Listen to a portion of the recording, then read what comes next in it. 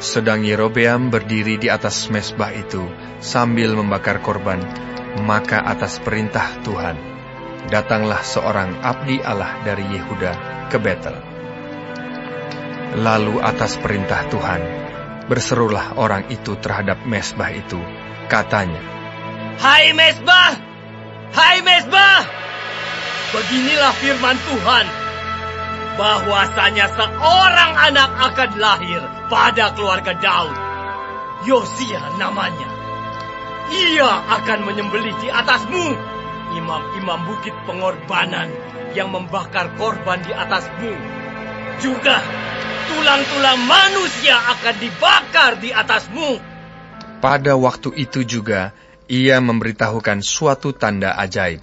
Katanya, "Inilah tanda ajaib, bahwa Tuhan telah berfirman, bahwasanya mezbah itu akan pecah, sehingga tercurah abu yang di atasnya."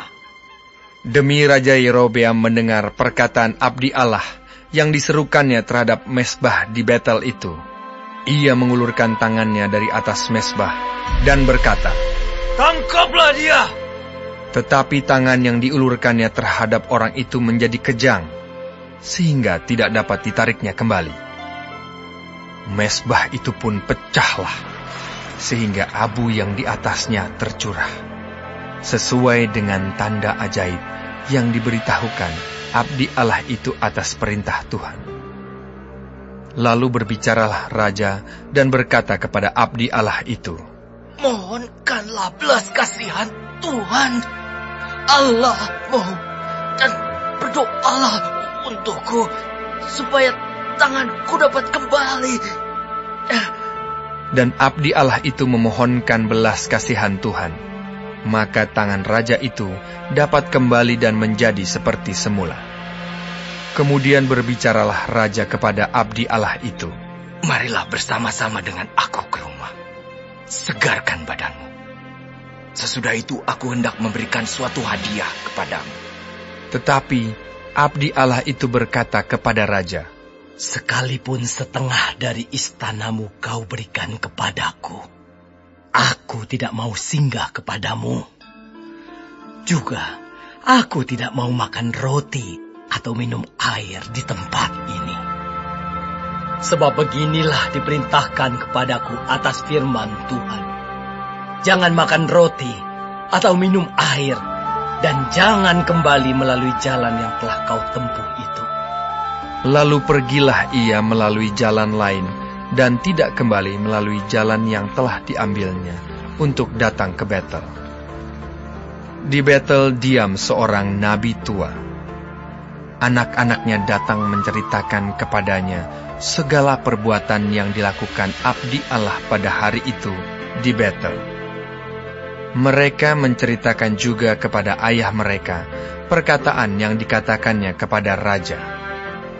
Kemudian ayah mereka bertanya, "Dari jalan manakah ia pergi?" Lalu anak-anaknya menunjukkan kepadanya jalan yang diambil abdi Allah yang datang dari Yehuda itu. Ia berkata kepada anak-anaknya, "Lanai keledai bagiku." Mereka memelanai keledai baginya. Lalu ia menunggangnya dan pergi mengikuti abdi Allah itu, dan mendapatinya duduk di bawah sebuah pohon besar. Ia bertanya kepadanya, "Engkaukah abdi Allah yang telah datang dari Yehuda?" Jawabnya, "Ya, akulah itu." Katanya kepadanya, "Marilah bersama-sama aku ke rumah untuk makan roti." Tetapi jawabnya, "Aku tidak dapat kembali bersama-sama engkau dan singgah kepadamu.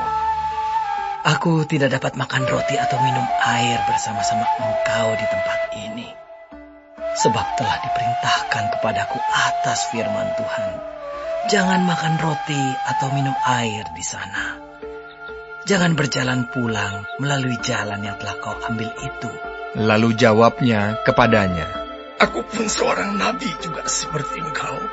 Dan atas perintah Tuhan, seorang malaikat telah berkata kepadaku, bahwa dia pulang bersama-sama engkau ke rumahmu, supaya ia makan roti dan minum air." tetapi ia berbohong kepadanya.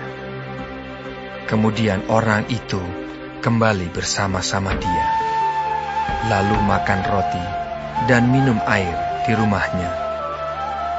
Sedang mereka duduk menghadapi meja, datanglah firman Tuhan kepada nabi yang telah membawa dia pulang. Ia berseru kepada abdi Allah yang telah datang dari Yehuda.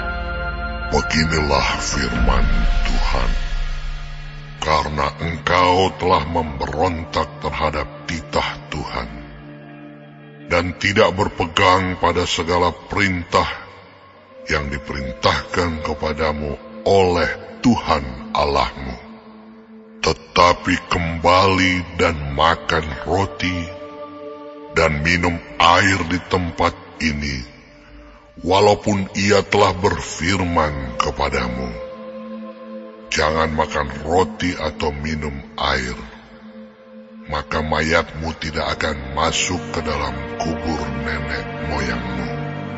Setelah orang itu makan roti dan minum air, dipelanailah keledai baginya. Orang itu pergi, tetapi di tengah jalan ia diserang seekor singa dan mati diterkam.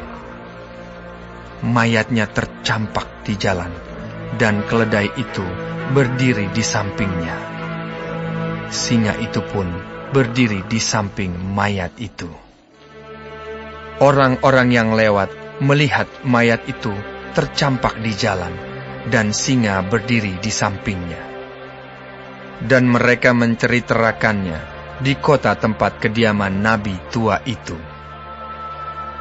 Ketika hal itu kedengaran kepada nabi yang telah memujuk dia berbalik kembali, ia berkata, Dialah abdi Allah yang telah memberontak terhadap titah Tuhan.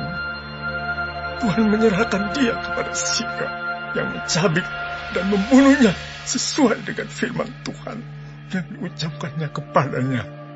Lalu berbicaralah ia kepada anak-anaknya, Pelenailah keledai bagiku.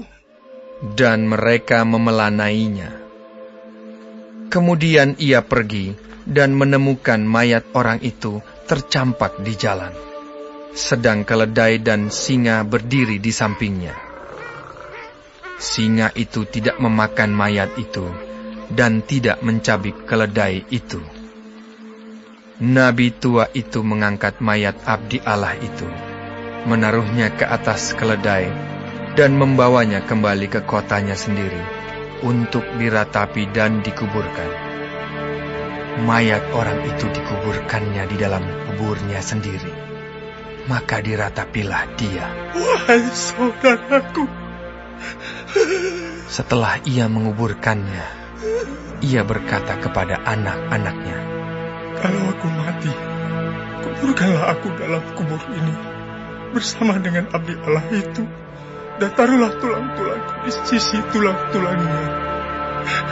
Sebab perkataan yang atas perintah Tuhan telah disuruhkannya terhadap mezbah yang di Betel itu, dan terhadap segala kuil di bukit-bukit pengorbanan yang di kota-kota Samaria akan betul-betul terjadi.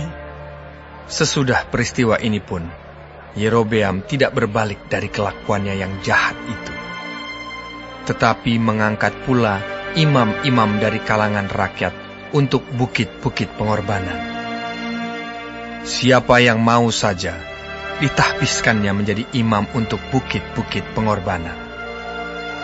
Dan tindakan itu menjadi dosa bagi keluarga Yerobeam, sehingga mereka dilenyapkan dan dipunahkan dari muka bumi.